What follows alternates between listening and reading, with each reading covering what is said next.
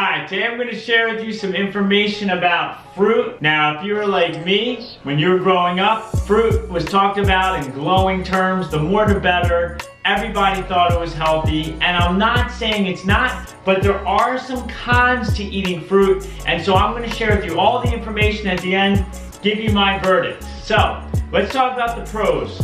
Number one, when eating fruit, it gives you a lot of fiber. Fiber is amazing for your digestion.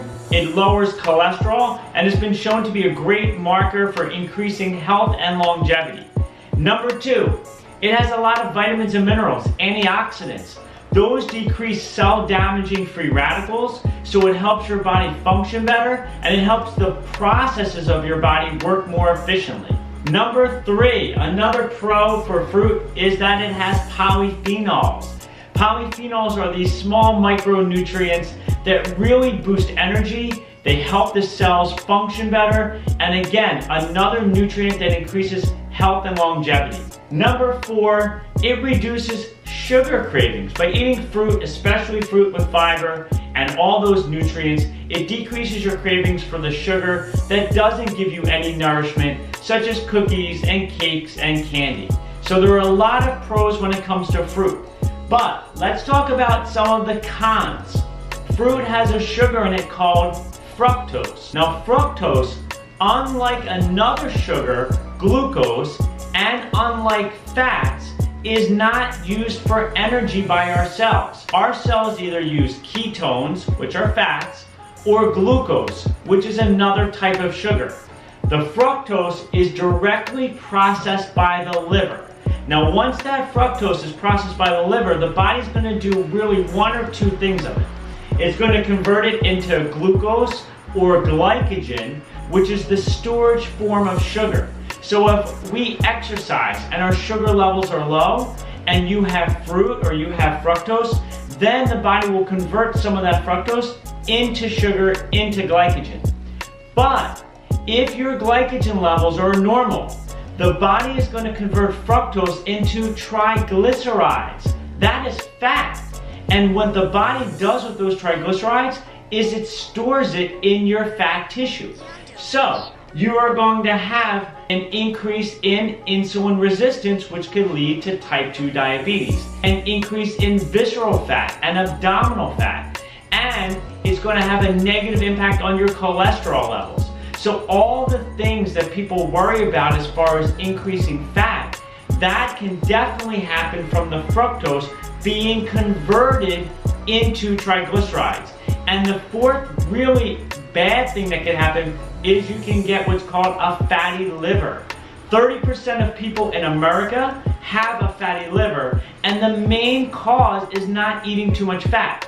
It is eating too much fructose, which is converted into fat. So, there's some pros and there's some cons. What's the verdict? Number one, I like eating or drinking whole fruits in moderation. And what I mean by drinking is, when you're doing a lot of juicing, there's a lot of juice diets out there. When you're getting rid of all that fiber, you're getting a lot of sugar and a lot of fructose. The body cannot process all that, and it's going to be converted into fat. So make sure if you're juicing, use a Vitamixer or a NutriBullet. That way you're storing a lot of that fiber into the drink and into your body.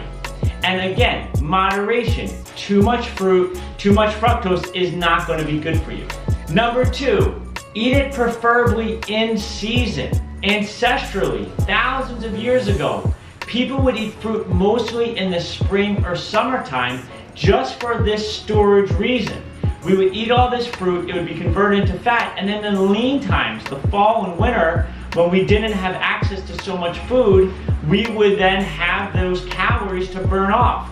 We were never meant to be eating fruit 365 days a year. Now, does that mean you can't have some blueberries every day, all year round? Sure, have them. But again, in moderation, and try to eat fruit when it's in season. Number three, make sure you're having low fructose sweeteners. There's a lot of sweeteners out there that have fructose in there. Agave and honey are two sweeteners that people think are healthy for you, but unfortunately have a lot of fructose. I recommend stevia and monk fruit as my 2 low fructose sweeteners. Number 4, never ever have anything with high fructose corn syrup. High fructose corn syrup has no nutrient value.